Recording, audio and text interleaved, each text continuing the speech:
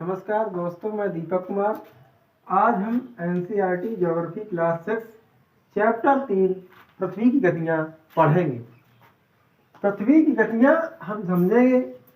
पृथ्वी की गति जो होती है वो उसके झुकाव के कारण गतियों से हम जैसे ऋतुओं में परिवर्तन को देखते हैं। ग्रीष्म ऋतु है, शरद ऋतु है, वसंत ऋतु है आदि ऋतुओं के जो परिवर्तन होते हैं वो पृथ्वी की गतियों के कारण ही होते हैं।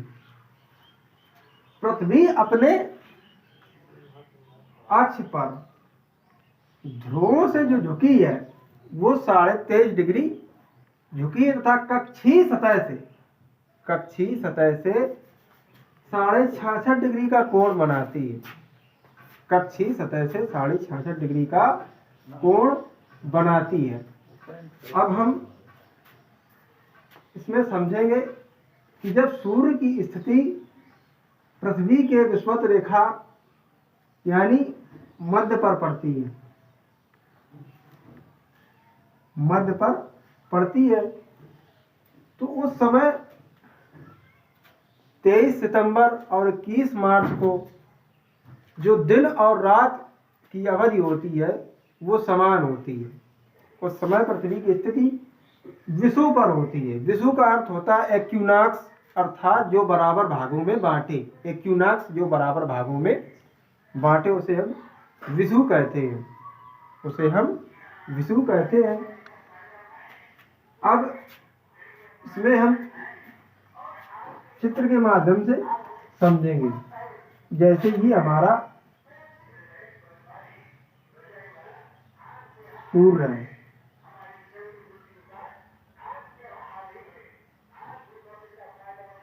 ये हमारा सूर्य है,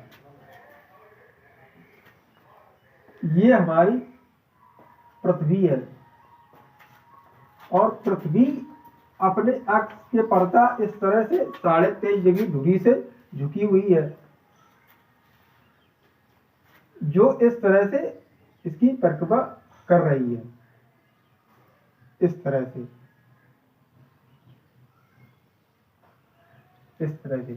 और ये अपनी धुरी पर भी उत्तरी पोल के सापेक्ष एंटी क्लॉकवाइज में घूमती है, जिसके कारण दिन और रात होता है। या हम कह सकते हैं ये पश्चिम से पूर्व की ओर घूमती है, इसलिए पूर्व में सूर्योदय तथा पश्चिम में सूर्यास्त होता है। जब सूर्य की किरणें पृथ्वी के उत्तरी गोलार्ध में तथा दक्षिणी गोलार्ध में इन क्षेत्रों पर तिरछी पड़ती है। वर्ष में केवल 6 माह तिरछी पड़ती है, केवल 6 माह। इसलिए यहाँ पर 6 माह का दिन तथा 6 माह की रात्रि होती है। जब सूर्य की स्थिति पृथ्वी के दक्षिणी गोलार्ध में होती है उसको दक्षिणी आनांत कहते हैं। जैसे 21 जून को उत्तरी गोलार्ध में दिन बड़ा होता है, 21 जून को उत्तरी गोलार्ध में दिन बड़ा होता है और इसके ठीक विपरीत दक्षिणी गोलार्ध में रात बड़ी होगी और वहां ऋतु भी परिवर्तित हो जाएगी। उत्तरी गोलार्ध में 21 जून को ग्रीष्म ऋतु तथा दक्षिणी गोलार्ध में परिवर्तित हो जाएगी ऋतु, अर्थात वहां पर शीत ऋतु होगी। इस तरह से दक्षिणी आयनांत और उत्तरी आयनांत की स्थितियां हम समझेंगे। उत्तरी आयनांत अर्थात सूर्य की स्थिति उत्तरी आयनांत में और दक्षिणी गोलार्ध में जो है ऋतु इसके विपरीत होगी। उत्तरी आयनांत 21 जून को यहाँ ग्रीष्म ऋतु लिख रहा है, ग्रीष्म ऋतु। और दक्षिणी गोलार्ध में जब उत्तरी आयनांत होता है तो वहां पर शीत ऋतु होती है। यहाँ पर शीत ऋतु होगी। अब दक्षिणी आनंद जब होता है तो उस समय दक्षिणी गोलार्ध में ग्रीष्म ऋतु होगी, क्योंकि सूर्य की स्थिति दक्षिणी गोलार्ध में है, इसलिए वहां पर ग्रीष्म ऋतु होगी। और उत्तरी गोलार्ध में 22 दिसंबर को शीत ऋतु, 22 दिसंबर को शीत ऋतु उत्तरी गोलार्ध में, 22 दिसंबर को शीत ऋतु उत्तरी गोलार्ध में होगी। 23 सितंबर और 21 मार्च को जब ये उत्तरी गोलार्ध से दक्षिणी गोलार्ध में सूर्य की स्थिति आती है या दक्षिणी गोलार्ध से उत्तरी गोलार्ध में सूर्य की स्थिति आती है, तो समय सूर्य की स्थिति विषुव पर हो जाती है एक बार। ऐसी स्थितियों में वहां पर दिन और रात बराबर होते हैं, और दिन और रात को जो व्रत बराबर विभाजित करे उस व्रत को प्रदीप व्रत कहते हैं। दिन को विभाजन करने वाले व्रत को प्रदीप व्रत कहते हैं। 66.5 डिग्री उत्तरी अक्षांश से 90 डिग्री के मध्य के क्षेत्र तथा 66.5 डिग्री दक्षिणी अक्षांश के 90 डिग्री के मध्य के क्षेत्र में 6 महीने के दिन और 6 महीने की रात्रि होती है। और ये प्रदेश जो है बहुत ठंडा होता है, इसे शीतकटिबंधीय क्षेत्र कहा जाता है, या इसे हम बर्फीला क्षेत्र या टुंडा प्रदेश भी कहते हैं। तो ये होती है हमारी पृथ्वी की गतियां जो हमने समझी। और अब हम चैप्टर 4 पे चर्चा करेंगे, जो है चैप्टर 4 जो कि है मानचित्र पर चर्चा करेंगे। अब हम चौथा चैप्टर मानचित्र पर चर्चा करेंगे। मानचित्र क्या है? मानचित्र वह आरेखण है जिसके माध्यम से हम पृथ्वी या किसी क्षेत्र का आरेखण के माध्यम से उसका हम अध्ययन करते हैं। मानचित्र 3 प्रकार का होता है। पहला भौतिक मानचित्र,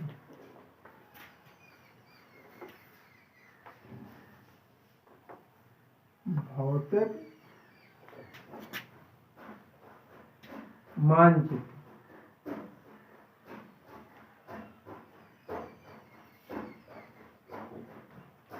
दूसरा राजनीतिक,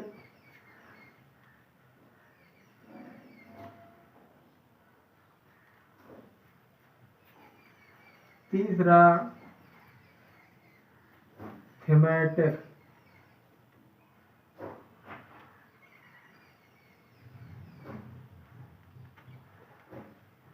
भौतिक मानचित्र, राजनीतिक मानचित्र, थीमेटिक मानचित्र।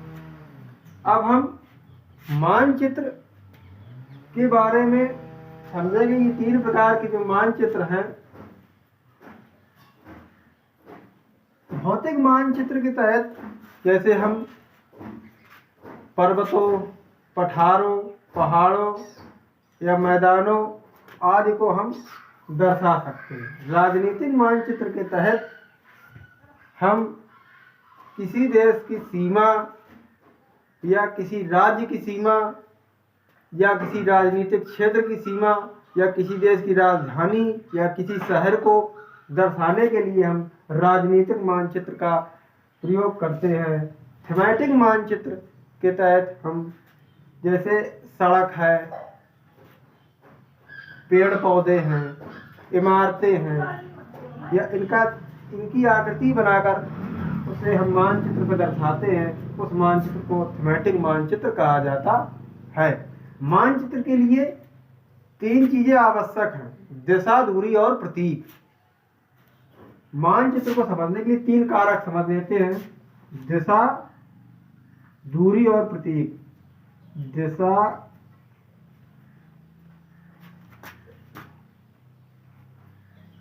दूरी और प्रतीक।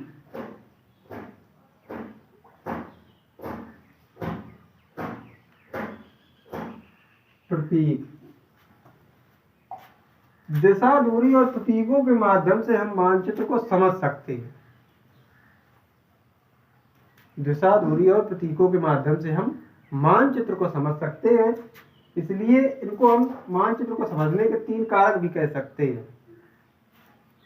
मानचित्र क्या है कि जो बड़े से क्षेत्र का एक छोटे से क्षेत्र में अंकन, या हम कह सकते हैं कि पृथ्वी से संबंधित जितने भी क्षेत्र हैं या उनका हम किसी एक पन्ने पर अंकन करें, उसे हम मानचित्र कहते हैं।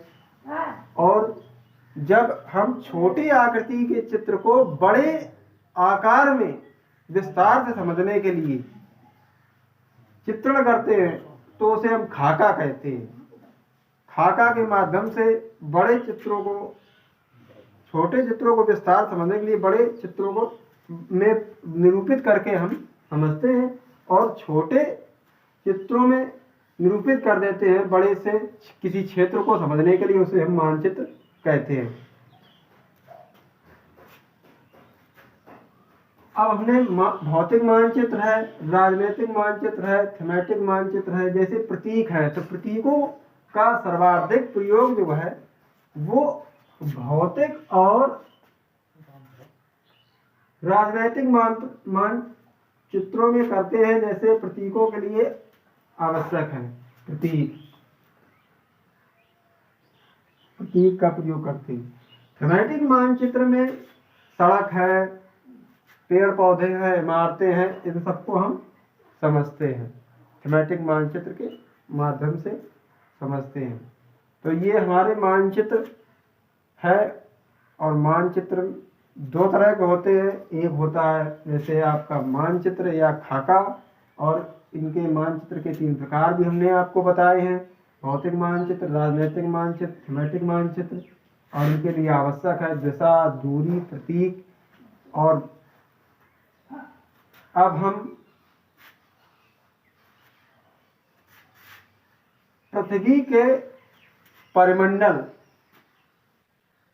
चैप्टर 5 पर चर्चा करेंगे।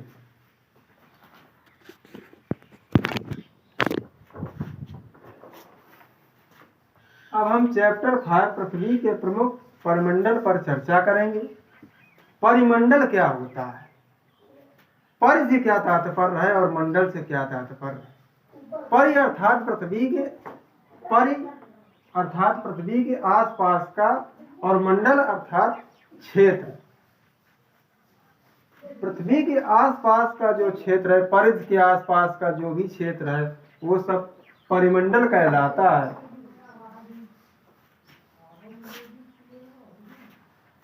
अब परिमंडल, प्रमुख परिमंडल कौन कौन से हैं? तो परिमंडल हमारा जैसे वायुमंडल,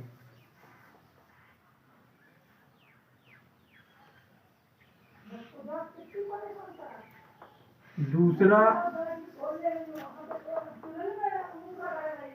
जलमंडल, तीसरा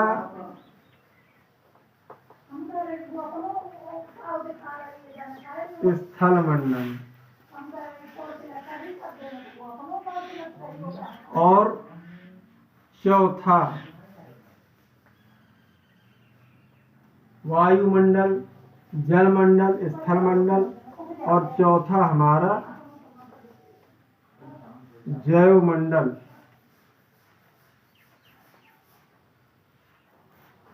ये प्रमुख पृथ्वी के प्रमुख परिमंडल हैं। अब जैवमंडल बनता कैसे है?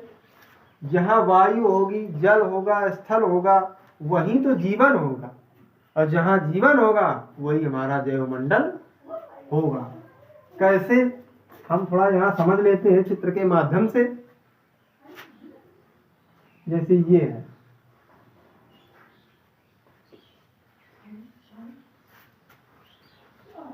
ये हमारा जलमंडल है, जल।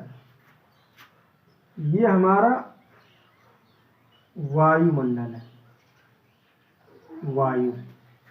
और ये हमारा स्थल मंडल है, स्थल। जलमंडल, वायुमंडल, स्थल मंडल के समीप का वो क्षेत्र जिसमें तीनों का क्षेत्र समाहित होता है, अर्थात वहाँ जल भी उपलब्ध है, वायु अर्थात ऑक्सीजन भी उपलब्ध है, स्थल भी उपलब्ध है। तो ये वाला जो क्षेत्र हमारा है, इस तरह से ये जैवमंडल अर्थात यहाँ जीवन संभव है, जैवमंडल कहलाता है, जैवमंडल कहलाता है। अब वायुमंडल की विभिन्न परतें होती हैं, उन पर भी हम चर्चा कर लेते हैं। वायुमंडल की विभिन्न परतें, वायुमंडल की विभिन्न परतें, वायुमंडल,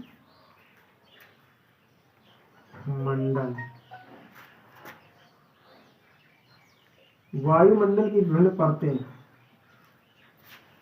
परतें जैसे पहली परत है उसे हम क्षोभ मंडल कहेंगे, क्षोभ मंडल। दूसरी परत क्षोभ मंडल, इसके बाद इसके ऊपर संताप मंडल, इसके बाद मध्य मंडल, इसके बाद आयन मंडल, इसके बाद बहिर्मंडल।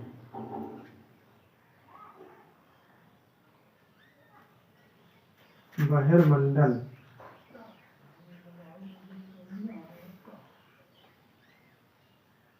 बहिर्मंडल। इस तरह से ये हमारी वायुमंडल की विभिन्न परतें हैं, जिसका हम अध्ययन क्लास 7 के चैप्टर 4 वायु में करेंगे। अब जलमंडल है, स्थल मंडल है और जैवमंडल है।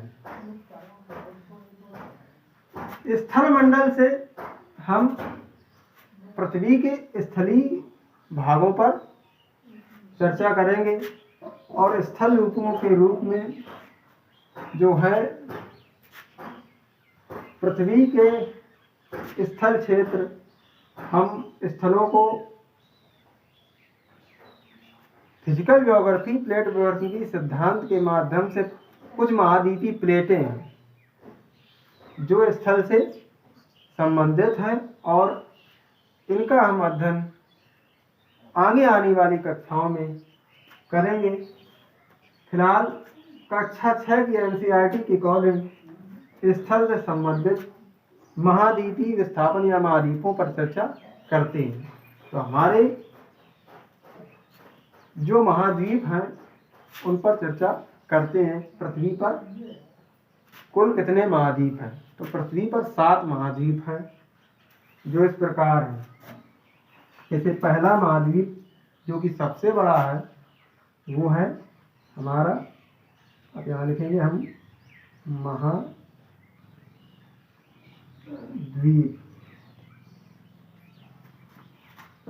अब महाद्वीपों पर इस प्रकार हम पहले महाद्वीप लिखेंगे एशिया,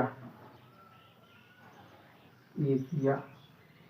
दूसरा है हमारा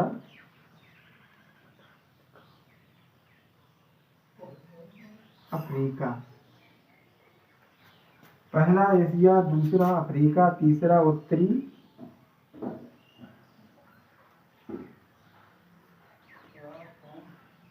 अमेरिका।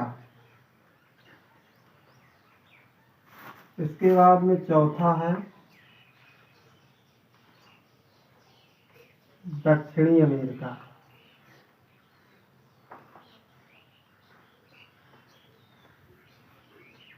इसके बाद में पांचवा हमारा आता है यूरोप, के बाद में छठवां अंटार्कटिका,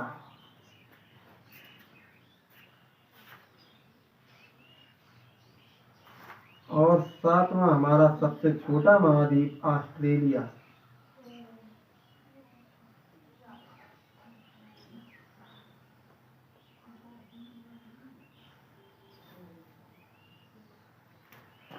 इन महाद्वीपों पर हम चर्चा करेंगे। एशिया महाद्वीप में पृथ्वी के सबसे ऊंचा पर्वत शिखर, इनसे संबंधित कुछ फैक्टों पर चर्चा कर लेते हैं।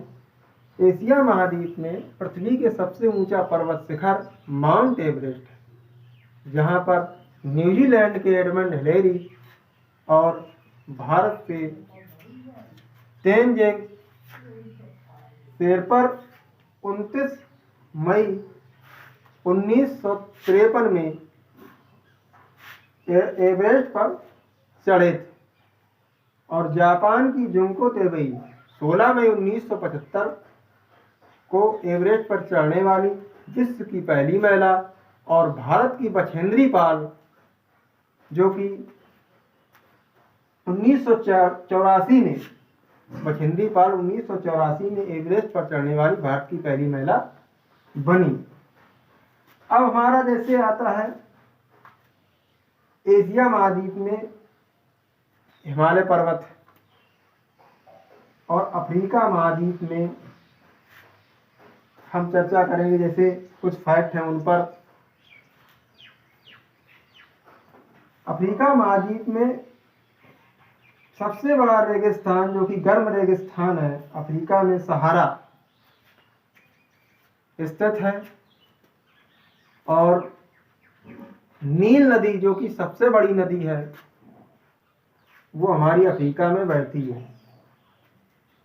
अब हम बात करते हैं उत्तरी अमेरिका की। तो उत्तरी अमेरिका हमारा तीसरा सबसे बड़ा महाद्वीप कहा जाता है क्षेत्रफल की दृष्टि से, और जो कि दक्षिणी अमेरिका के साथ स्थल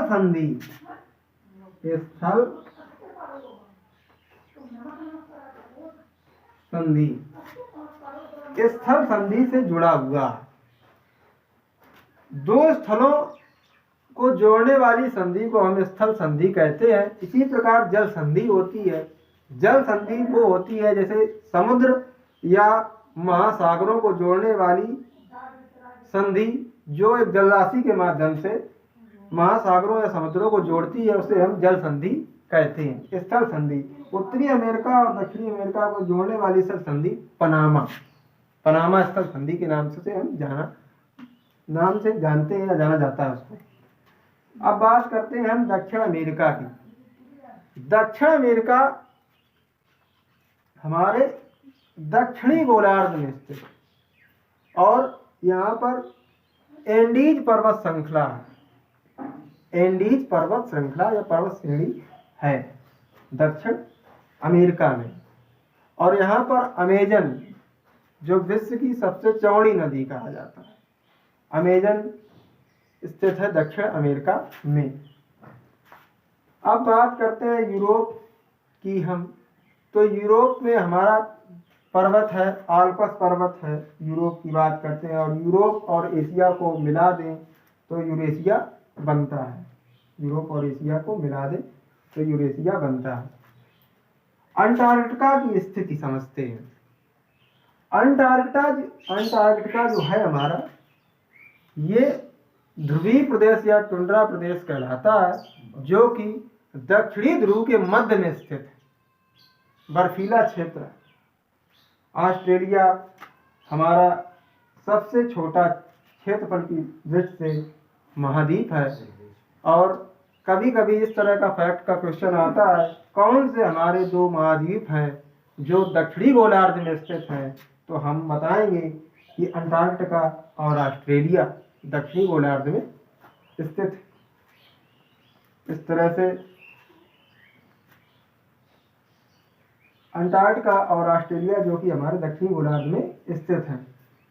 अब